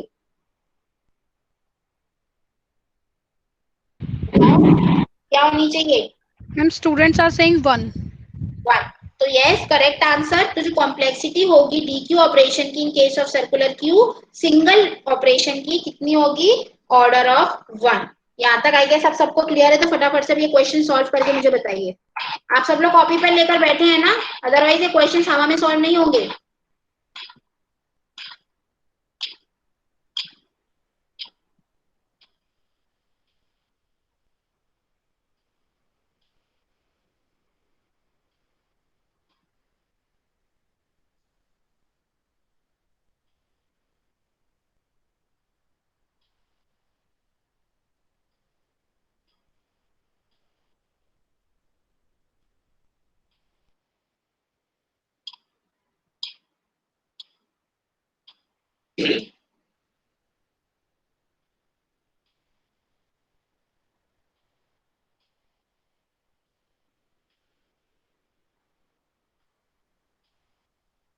Are we getting any answers? Ma'am, maximum students are saying option A as an answer. Some of them are Okay, saying option B. okay, okay. So the correct answer is answer A. Question में क्या बोला गया है कि आपको एक 8 size की circular queue given है, तो मैं एक क्यू बना लेती हूँ सर्कुलर क्यू जिसका साइज 8 है। 8 साइज 8 मींस कि उसका इंडेक्स जो है वो कहाँ से स्टार्ट हो रहा है, 0। ये तो हमें क्वेश्चन में गिवन है, तो 0 1 2 3 4 5 6 एंड 7। तो यहाँ तक आपकी क्यू जो है वो चलेगी। यहाँ तक क्लियर हो गया। अब इसमें क्या बोला है कि the array index start with 0, front is 4। तो यहाँ पर फ्रंट पॉइंट कर रहा है, मतलब इससे पहले की आपकी क्यू खाली है, यहाँ पे कुछ एलिमेंट होगा। And rear is 7। तो यहाँ पे सपोज करो ए बी सी डी, ये कुछ सिनेरियो है, यही सिनेरियो पर रियर 7 होगा और फ्रंट 4 होगा। अब मुझे जो भी इंसर्शन करना है नेक्स्ट एलिमेंट का, वो किस इंडेक्स पर होगा, क्योंकि ये सर्कुलर क्यू है। तो ये वो वाला सिनेरियो हो गया आपका इंसर्शन में कि if rear is equals to max minus 1, तो हमें क्या करना है, सबसे पहले रियर को करना है 0 and then queue of rear पे जो भी एलिमेंट है वो इसको इंसर्ट कर देना है। तो रियर की वैल्यू इस समय क्या होगी, 0। तो जो भी नेक्स्ट एलिमेंट ई आएगा वो आपका 0 एक पोजीशन पर प्लेस होगा। ये तो बहुत सिंपल क्वेश्चन था। आई गेस जिन्होंने 3 आंसर्स दिए थे उनको क्लियर हो गया कि 0 कैसे आ रहा है। तो हम आगे चलें।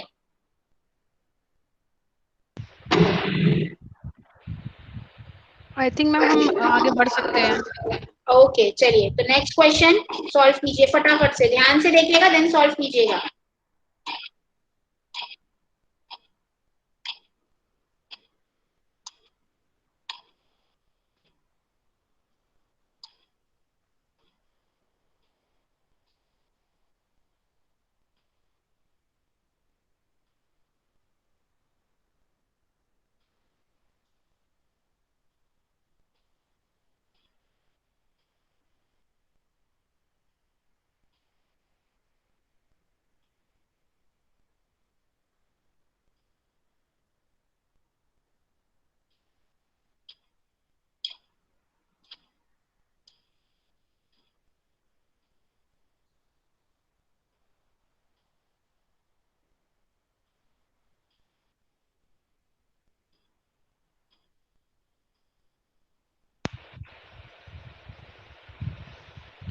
Few students are saying option C. Some of them are saying option D. But the correct answer is a.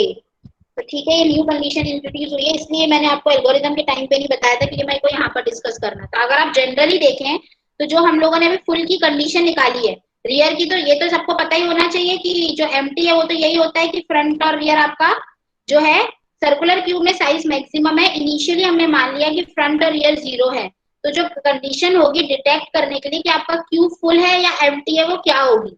ठीक है, तो ध्यान से देखो, जब भी आपका क्यू फुल होता है, जब भी आपका क्यू जो है वो फुल होता है, तो आपका हमने जो भी कंडीशंस ओवरफ्लो की पढ़ी थी वो क्या थी कि suppose front is equal to rear, तो हो ही नहीं सकता क्योंकि हमेशा वो एक अहेड पोजीशन पर ही रहेगा, राइट। तो सपोज करो मैं एक फुल क्यू बना लेती हूँ पहले, A B C D E and F, ये मेरा एक फुल क्यू है। तो ये इसका मैक्सिमम साइज कितना है इस समय, 0 1 2 3 4 एंड 5। ओके, तो इस समय इसका मैक्सिमम साइज कितना है क्यू का, 6 साइज की आपकी एक सर्कुलर क्यू गिवन है आपको। ठीक है, इनिशियली रियर और फ्रंट जो है वो 0 पर है, तो इनिशियली जो रियर है और जो फ्रंट है वो हमने क्या मान लिया, किस पोजीशन पर है, 0 पोजीशन पर है। ठीक है, रियर और फ्रंट फ्रंट जो है वो 0 पोजीशन पर। इट मींस दैट कि यहाँ पर जो आपकी क्यू है वो 1 से स्टार्ट हो रही है, राइट, वो 1 से स्टार्ट हो रही है। और अगर आप -1 से भी स्टार्ट एज्यूम कर रहे हैं तो हम लोगों ने मान लिया कि रियर और फ्रंट इस समय वो आपकी क्यू जो है, एक सेकेंड, आपकी जो क्यू है यहाँ पर इन्होंने एल्गोरिथम स्यूडोकोड के फॉर्म में पूछा है, तो इस समय आपकी क्यू का जो इंडेक्स है वो किससे स्टार्ट हो रहा होगा, 1 से स्टार्ट हो रहा होगा। ये आपका रियर है, ये आपका फ्रंट है। ठीक है, तो अब इस पर्टिकुलर केस में आपकी जो कंडीशन होगी आप फुल को कैसे डिटेक्ट करोगे, तो यहाँ पर आप देखो जो फ्रंट होगा, फ्रंट आपका कितना है, 0 है, ठीक है। तो आपने एलिमेंट इनपुट करना शुरू किया होगा, इनिशियली फ्रंट भी 0 है, रियर भी 0 है, ये देखिए ये आपका फ्रंट भी 0 है, रियर भी 0 है। ऐसा कब होता है, जब आपकी क्यू में एक सिंगल एलिमेंट होता है, राइट। जब आपकी क्यू में एक सिंगल एलिमेंट होता है तभी होता है फ्रंट और रियर आपका इक्वल टू 0। तो अब मैंने एक और एलिमेंट फुल किया, फिर एक और किया, फिर एक और किया, ये किया और ये किया, ठीक है। तो ये मैंने एलिमेंट्स को फिल कर दिया, तो इस समय मेरा रियर क्या होगा, यहाँ पर आ चुका होगा। तो मतलब अगर इनिशियली मेरा फ्रंट और रियर जो है वो 0 पर है, तो उस पर्टिकुलर केस में आपका जो फुल क्यू का सिनेरियो बनेगा वो यहाँ पर बनेगा। अब आप सारे ऑप्शन से इसको चेक कर सकते हो। क्लियर हुआ? मैं एक बार फिर से रिपीट कर देती हूँ। फॉर एग्जाम्पल ये आपको जो इनिशियल कंडीशन दे रखी थी वो ये दे रखी थी कि आपके पास क्यू में सिनेरियो ये है कि फ्रंट और रियर दोनों ही 0 पर हैं। इट मींस दैट कि जो गिवन क्यू है उसमें अभी सिर्फ एक एलिमेंट एग्जिस्ट कर रहा है। ओके, गिवन क्यू में इस समय सिर्फ एक एलिमेंट एग्जिस्ट कर रहा है। अब क्या होगा, जब आप इसे भरना शुरू करोगे एक एक करके, तो आपने पहले रियर को यहाँ लाए होगे, यहाँ लाए होगे, तो जो फाइनल सिनेरियो बैठा होगा वो ये होगा, जब क्यू आपकी फुल हो जाएगी, कि रियर जो होगा वो आपका यहाँ पर 0 है, ये 1 है, ये 2 है, 3 4 5, तो यहाँ पर पॉइंट कर रहा होगा। और मैक्सिमम साइज इस समय हम क्या मान के चल रहे हैं, 6 है, ठीक है। तो अब आप देख लीजिए कि क्या आप इनमें से किस मेथड को पोज करेंगे कि आपका जो है वो क्यू एम्प्टी और उसका सिनेरियो क्लियर हो जाएगा। तो अब देखो यहाँ पर जो फर्स्ट कंडीशन है मैं देखती हूँ रियर प्लस 1, तो रियर प्लस 1 कितना हो जाएगा इस समय, 6, रियर की वैल्यू 5 है, 6 मॉड मैक्सिमम कितना है 6, कितना हो गया 0, तो 0 इज इक्वल्स टू 0, तो ये फ्रंट के इक्वल आ गया। तो ये फुल की कंडीशन जो हो रही है वो सेटिस्फाई हो रही है, राइट। अब एम्प्टी में देखो, अगर मैं इसको एम्प्टी करना शुरू करूं, चलो पहले काम करते हैं, सारी फुल की कंडीशन से चेक कर लेते हैं। तो मेरा फुल के केस में फ्रंट है मेरा 0, रियर है मेरा 5, ओके। तो अब यहाँ पर देखो rear plus 1 mod max is equals to front, ये भी कंडीशन फुल के केस में बिल्कुल ठीक है। यहाँ rear is equal to front, तो फुल के केस में यहाँ पर देखो रियर और फ्रंट इक्वल नहीं है, तो ये आंसर तो डेफिनेटली नहीं हो सकता। यहाँ पर ये देखो फ्रंट प्लस 1 मॉड मैक्स, तो फ्रंट प्लस 1 कितना हो जाएगा 1, तो 1 मॉड 6 कितना होता है, 1 मॉड 6 होता है आपका 1, तो क्या रियर 1 है, रियर 1 नहीं है, तो ये ऑप्शन भी सही नहीं हो सकता। तो मतलब फुल के केस में ए और बी की पॉसिबिलिटी सही हो सकती है। अब हम सिनेरियो बनाते हैं कि अगर एम्प्टी क्यू हो, इतना सबको क्लियर हुआ बेटा कि फुल की कंडीशन क्यों ए सेटिस्फाई कर रहा है। तो फिर मैं एम्प्टी के लिए चलूं, एक बार प्लीज यस लिखकर बता दीजिए।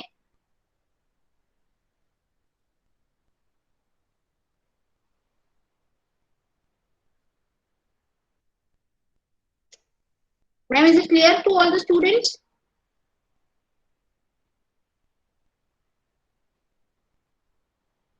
Am I audible to all of you?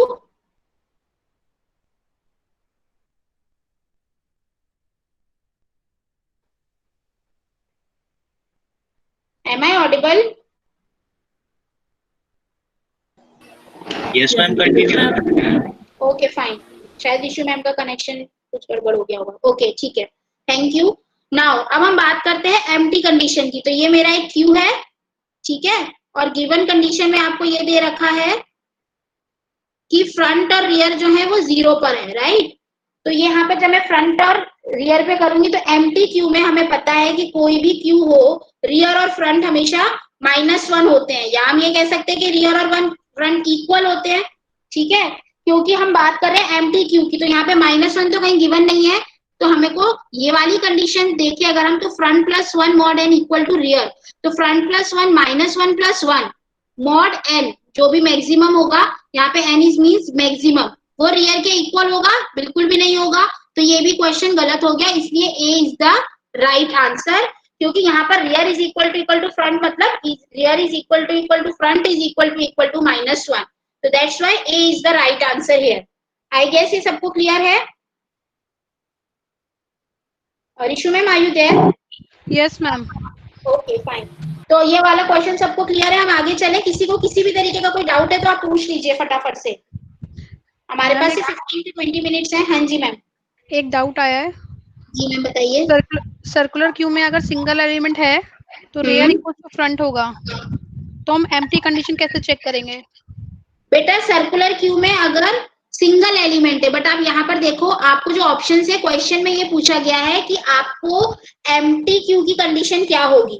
तो rear is equals to front, या फिर मैं ये कह लूं कि जब दोनों ही वैल्यू -1 होती है उस केस में भी तो रियर और फ्रंट आपस में इक्वली होता है ना। कई बार ये होता है कि हमारी थ्योरी के हिसाब से क्वेश्चन वेरी करता है, बट हमें ये देखना है कि गिवन सिनेरियो में और गिवन ऑप्शंस में कौन सा फुली सेटिस्फाई कर रही है कंडीशन। तो अगर मैंने आपको बोला उन्होंने कि अगर आपका फ्रंट भी 0 है, रियर भी 0 है, तो अगर मैं इस एलिमेंट को डिलीट करती हूँ तो फ्रंट भी 0 है, रियर भी 0 है, ये केस में ये क्या सिचुएशन बता रहा है? ये बता रहा है कि आपकी क्यू में एक सिंगल एलिमेंट है। यही पढ़ा था हमने कि अगर हमारा फ्रंट और रियर इक्वल होता है तो हमारी क्यू में एक सिंगल एलिमेंट होता है। तो अगर मैं सिंगल एलिमेंट को भी डिलीट कर दूंगी, अगर इस सिंगल एलिमेंट को भी मैंने डिलीट कर दिया तो एम्प्टी कंडीशन क्या हो जाएगी? दोनों की फ्रंट भी -1 हो जाएगा, रियर भी -1 हो जाएगा, और इस केस में भी देखा जाए तो दोनों इक्वल ही है। तो इन चारों सिचुएशंस में से यही सिचुएशन है जो सेटिस्फाई कर रही है आपकी आंसर्स को। Are you getting my point? Yes ma'am. Okay, तो अगर आपको क्लियर है तो फिर हम आगे चलते हैं। सो फटाफट से इस क्वेश्चन को सॉल्व कीजिए आप लोग।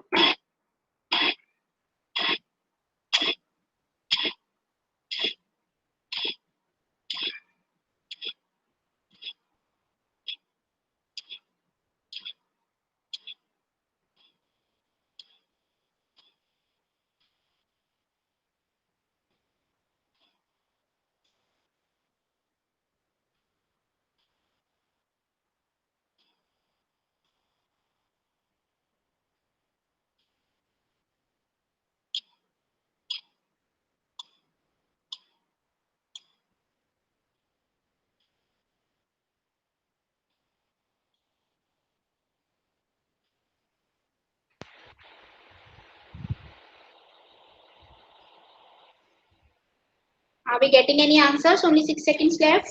Yes, ma'am. Option B as an answer. Option B. Okay, let's see.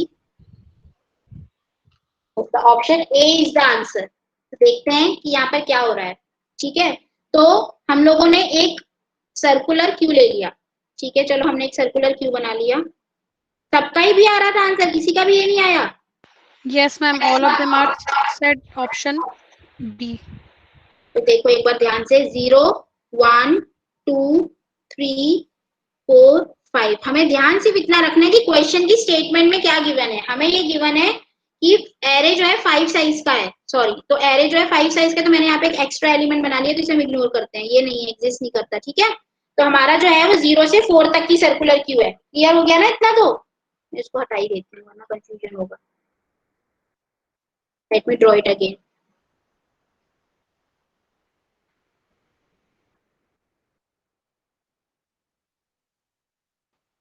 Zero 1 2 3 and 4।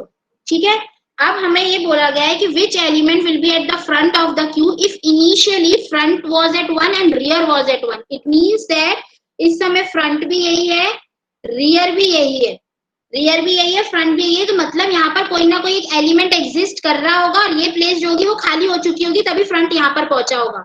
ठीक है, तो यहाँ पे कोई ना कोई एक एक्स एलिमेंट आपका एग्जिस्ट कर रहा होगा। यहाँ तक सबको क्लियर हुआ?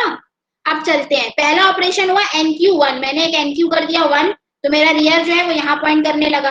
ठीक है, फिर मैंने NQ कर दिया 2, तो मेरा जो रियर है वो यहाँ पॉइंट करने लगा, यहाँ से हट चुका है, यहाँ से हट चुका है। ठीक है, नाउ मैंने किया DQ, तो DQ जब पहला हुआ तो ये X डिलीट हुआ होगा यहाँ से। ठीक है ना, तो ये फ्रंट मेरा क्या हो गया? अब ये यहाँ से X जो है वो हट चुका है, फ्रंट यहाँ से हट चुका है, रियर भी यहाँ से हट चुका है। तो अब जो फ्रंट है वो कहाँ पे पॉइंट कर रहा है? वो फ्रंट जो है अब वो यहाँ पर पॉइंट कर रहा है। क्लियर हो गया? अब नेक्स्ट हमारा ये ऑपरेशन हो चुका है, ये हो चुका है, ये हो चुका है। अब नेक्स्ट हमें करना है NQ5। NQ5 किया तो रियर अब यहाँ पॉइंट करने लगा। फिर मैंने किया NQ9, तो क्योंकि एक सर्कुलर क्यू है तो अब यहाँ पे 9 इनपुट होगा। ठीक है, तो रियर जो है वो यहाँ से हटके यहाँ पॉइंट करने लगा। फिर मैंने किया DQ। अब जब मैंने DQ किया तो क्या हुआ होगा? ये सब कुछ यहाँ से डिलीट हो चुका होगा और जो मेरा फ्रंट है वो यहाँ पर पॉइंट करने लगा होगा, राइट? अब उसके बाद मैंने NQ किया 13, मैंने NQ किया 25, तो मैंने NQ कर दिया 13, मैंने NQ भी कर दिया 25। उसके बाद अब क्या होगा कि मैंने एक ऑपरेशन कॉल किया DQ। तो जब ये DQ कॉल किया तो ये यहाँ से हटके फ्रंट जो होगा वो यहाँ पॉइंट करने लगा होगा। फिर मैंने एक और डी क्यू किया, ठीक है, तो अब मेरा जो फ्रंट है वो यहाँ से हटके यहाँ पॉइंट करने लगा होगा, ठीक है। उसके बाद मतलब कि ये वाला एलिमेंट भी अब डिलीट हो चुका है और ये वाला एलिमेंट भी डिलीट हो चुका है। अब उसके बाद हमारा जो हुआ वो क्या हुआ, NQ17। तो अब मैंने कर दिया NQ17, ठीक है। अब क्वेश्चन में पूछा गया है कि इस समय फ्रंट जो है वो किसको पॉइंट कर रहा होगा, तो फ्रंट हमारा क्लियरली किसको पॉइंट कर रहा है, 9 को पॉइंट कर रहा है, इसलिए 9 is the right answer. Clear हो गया। आपको देखना क्या है बेटा इसमें कि अगर आपको सिनेरियो हम ये एज्यूम करके चल रहे हैं कि हमारा इंडेक्स जो है वो 0 है, ठीक है, क्योंकि हमको गिवन नहीं है, तो आपको ऑलवेज एज्यूम करना है, या तो आपको ये गिवन है कि स्टैटिक इंडेक्स 1 है या 2 है या 3 है, पर अगर आपको कोई भी नहीं गिवन है तो आपको ये एज्यूम करना है कि static index is always be 0। तो उस केस में इनिशियली आपको एक सिनेरियो दे दिया कि रियर भी 1 पे है, फ्रंट भी 1 पे है, इट मींस कि इस समय सिंगल एलिमेंट है। तभी मैंने बार बार एम्फेसाइज किया था कि सिंगल एलिमेंट होने की क्यू में क्या कंडीशन होती है कि फ्रंट और रियर इक्वल होते हैं। तो अगर फ्रंट भी 1 को पॉइंट कर रहा है, रियर भी 1 को पॉइंट कर रहा है, इट मींस कि आपके जो क्यू में एक सिंगल ही एलिमेंट है। तो यहाँ तक सबको क्लियर हो गया? क्या ये सॉल्यूशन सबको क्लियर है? यस मैम, क्लियर है सबको। वेरी गुड, ठीक है। तो अब हम आगे चलते हैं। Now the last topic is the priority queue. इसके बाद एक दो क्वेश्चंस और हैं, तो हम यहाँ पे प्रायोरिटी क्यू की डिटेल में नहीं जाएंगे, हम एक ओवरव्यू फॉर्म में पढ़ेंगे कि प्रायोरिटी क्यू होता क्या है। तो बेसिकली जब भी मैं एक प्रायोरिटी क्यू की बात करती हूँ तो यहाँ पर क्यू में क्या होता है, डिफरेंस क्या हो गया, लीनियर क्यू एक आप पढ़ चुके हो और एक प्रायोरिटी क्यू है। तो लीनियर क्यू में हमें पता है कि सिंपल जो कॉन्सेप्ट फॉलो होता है वो किसका फॉलो होता है, FIFO का कॉन्सेप्ट जो है वो फॉलो होता है, ठीक है।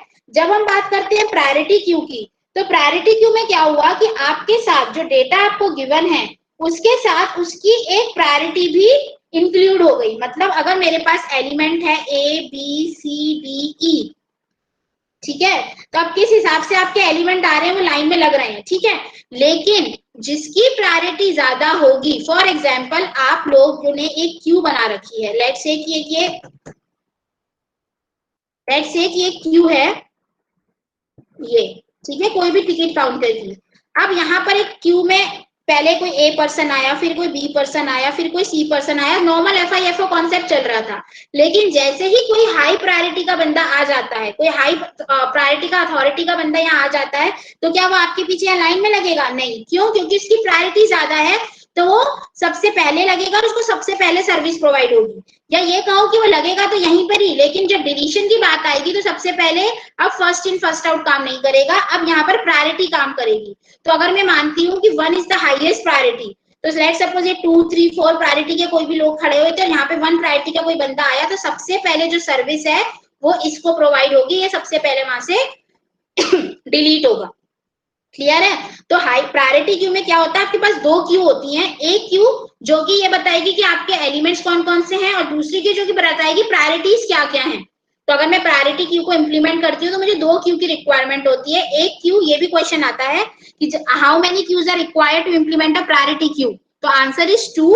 1 queue is for the elements, कौन से एलिमेंट्स आपको इनपुट करने हैं, and second queue is for the priority कि किस एलिमेंट की क्या प्रायोरिटी है। तो यहाँ पर फर्स्ट इन फर्स्ट आउट ना फॉलो होकर जिसकी हाईएस्ट प्रायोरिटी होती है सबसे पहले सर्विस उसी को ही मिलती है।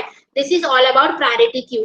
तो जब आप हीप सॉर्ट वगैरह पढ़ते हैं या आप लोग डिजिक्स्ट्रा प्रिंस ग्राफ्स की जो एल्गोरिदम्स होती है, ये सब जब भी आप पढ़ेंगे तो इन सब में प्रायोरिटी क्यू का यूज होता है। तो अभी तो आपके लिए इतना सफिशिएंट है प्रायोरिटी क्यू। अगर आपको डिटेल में इसमें और भी कुछ डाउट हो तो मेरा नंबर आपके पास है, आप लोग मुझसे कभी भी पूछ सकते हो कोई भी detail implementation, because right now we have run out of the time.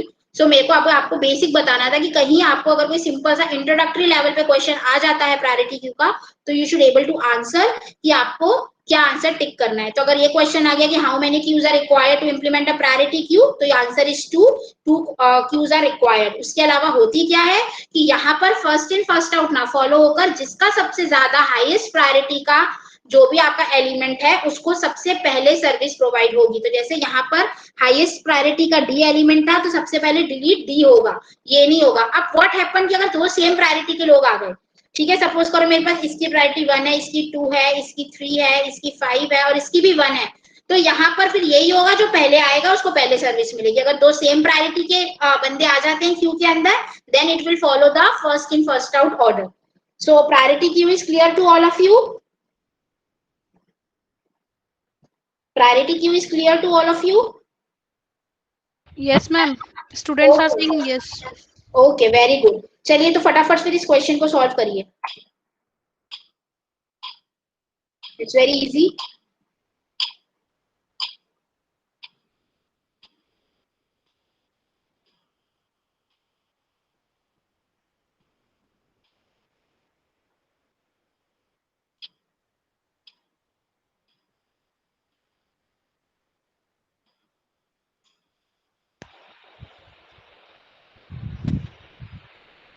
Few students are saying option A and few are saying option D as an answer.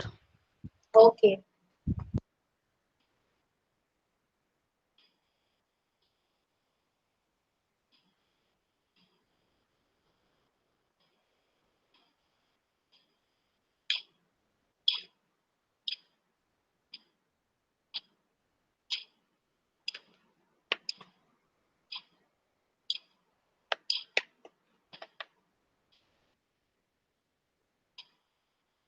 So the correct answer is D. क्योंकि जब हम, अगर आपको याद होगा शायद, जब मैं कल आप लोगों को इंट्रोडक्शन दिया था तो मैंने बोला भी था कि इस क्यू को, सिंपल क्यू को हम एक ऑर्डिनरी क्यू भी बोलते हैं, हम एक लीनियर क्यू भी बोलते हैं. रिमेम्बर? तो या तो हम ऑर्डिनरी क्यू बोलते हैं, लीनियर क्यू बोलते हैं, या सिंपल क्यू बोलते हैं. क्योंकि जो अभी रिसेंटली गैप जेमिनी का क्वेश्चन आया था उसमें सिंपल क्यू के लिए पूछा गया था क्वेश्चन कि सिंपल क्यू का वर्ड यूज किया था उन्होंने क्यू के लिए. तो ये सब चीजें एग्जिस्ट करती हैं. बट अगर मैं देखूं सिंगल एंडेड क्यू, तो Q will always be double ended. क्यों? क्योंकि हम उसमें दो वेरिएबल को यूज कर रहे हैं, फ्रंट और रियर. तो क्यू तो सिंगल एंडेड हो ही नहीं सकती. That's why D is the right answer. तो ordinary queue, linear queue, simple queue ये सब सेम होते हैं. उसके बाद सर्कुलर क्यू आपको पता ही है कि ऑर्डिनरी क्यू में हमने कुछ वेरिएशन कर दिया तो वो सर्कुलर क्यू बन गया. प्रायोरिटी क्यू में भी हमने कुछ वेरिएशन कर दिया क्यू में ही, कि हमने प्रायोरिटी असाइन कर दी एलिमेंट को, तो वो प्रायोरिटी क्यू बन गया. ठीक है. तो अदरवाइज जो होता है वो सिंगल एंडेड क्यू होता है. एक और क्यू होता है डी क्यू, जिसे हम डबल एंडेड क्यू बोलते हैं, जिसमें दोनों ही एंड से इंसर्शन डिलीशन पॉसिबल है. बट अभी वो इतना, अभी हाल फिलहाल के लिए वो इतना इंपॉर्टेंट नहीं है, तो उसलिए वो मैंने भी कवर नहीं किया. We will take it further. So single ended queue नाम का कोई भी क्यू एग्जिस्ट नहीं करता, क्योंकि queue will always have two ends. ठीक है. So this is the right answer. Now फटाफट इस क्वेश्चन को और सॉल्व कीजिए. ध्यान से पढ़िएगा question and then solve it. I guess this is the last question of the day.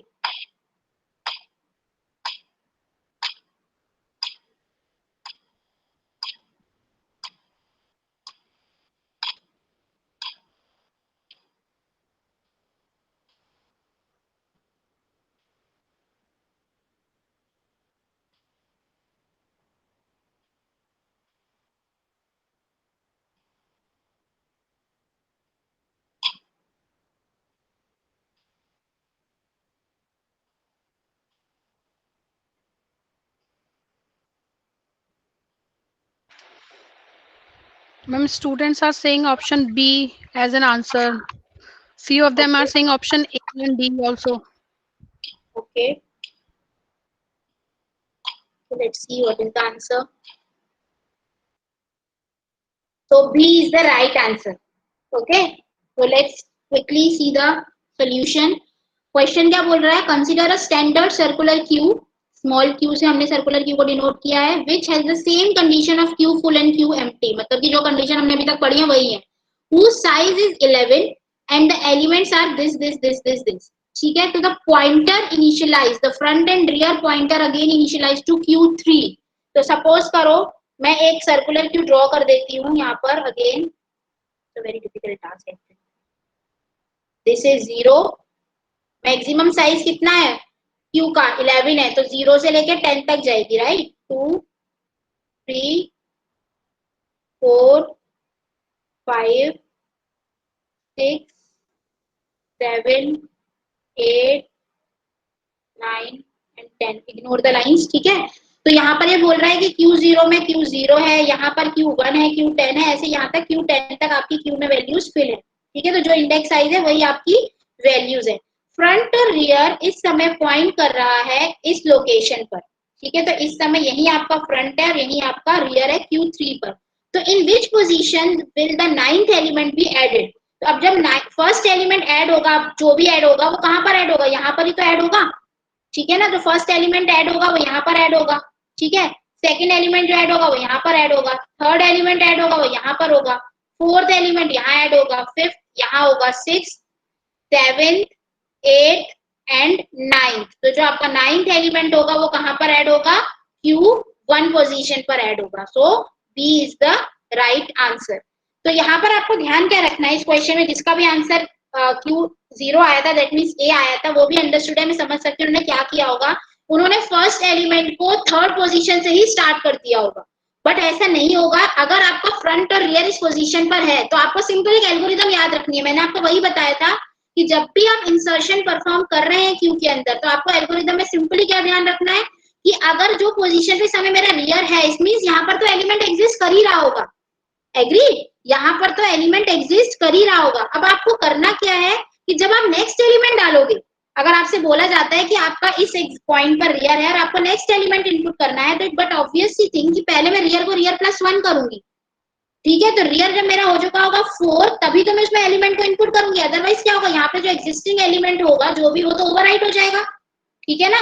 तो कोई भी नया एलिमेंट आप अगर इनपुट करते हो तो पहले रियर को रियर प्लस 1 करते हो, देन एलिमेंट उसको इनपुट करना शुरू करते हो। तो first element will input from fourth position और फिर then the cycle will go on, और जो आपका नाइन्थ एलिमेंट आएगा वो किस पर आएगा, वो आएगा Q1 पोजीशन पे। आई थिंक कि आपको स्टैक और क्यू अब अच्छे से क्लियर हो चुके हैं। इन केस ऑफ एनी डाउट, अगर आपको अभी कोई डाउट है, आज जो भी लेक्चर हुआ आप अभी फटाफट पूछ लीजिए चैट बॉक्स में, otherwise done for today. Stack and Q R finish. जो भी आपके समय जो करंट टाइम सिनेरियो के लिए जो समय इंपॉर्टेंट है वो हम लोगों ने कवर कर लिया है। In case of any doubts you are most welcome, कोई भी डाउट हो आप प्लीज पूछ सकते हैं।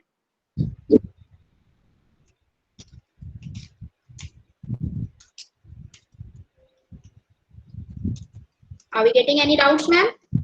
नो मैम, कोई डाउट नहीं आ रहा है। मैंने लर्निस का लिंक भी पोस्ट कर दिया है कि कुछ डाउट होता है अगर तो बच्चे वहां से एक्सेस कर सकते हैं।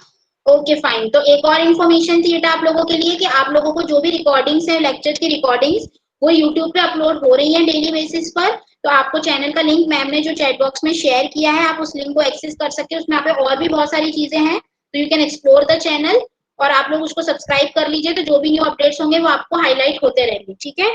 तो आप वहां से भी इसकी रिकॉर्डिंग, अगर कुछ पार्ट छूट गया है नेटवर्क इशू के कारण या किसी भी रीजन से, then you can access from there also. तो आपको यूट्यूब की लिंक जो है वो वहीं पर ही मिल जाएगी, ठीक है। वैसे शायद आपके संग ग्रुप में शेयर भी हो जाएगी, ग्रुप यूट्यूब की लिंक्स हो रही होंगी शेयर, जहां तक मुझे पता है। इसके अलावा कोई भी डाउट हो? मैम एक डाउट आया है। ओ हाँ जी बताइए। आई थिंक वो रिकॉर्डेड वीडियो से भी कवर हो सकता है। एक बार प्रायोरिटी क्यों बता दीजिए। I think student Arsh, you can go through the recording of the video of the lecture, it will be clear from there. Ma'am बाकी कोई डाउट नहीं है। ओके सिंपल है, अगर एलिमेंट के संग प्रायोरिटी असाइन हो जाती है तो उसी को हम प्रायोरिटी बोलते हैं, उसमें फिर फर्स्ट इन फर्स्ट आउट नहीं चलता। जिसकी ज्यादा प्रायोरिटी होती है उसी को हम सबसे पहले रिमूव करते हैं, दैट मींस उसी को हम सर्विस प्रोवाइड करते हैं, दैट्स इट। आप रिकॉर्डिंग देख लीजिएगा, डिटेल में बेटा पता चल जाएगा। So thank you so much students.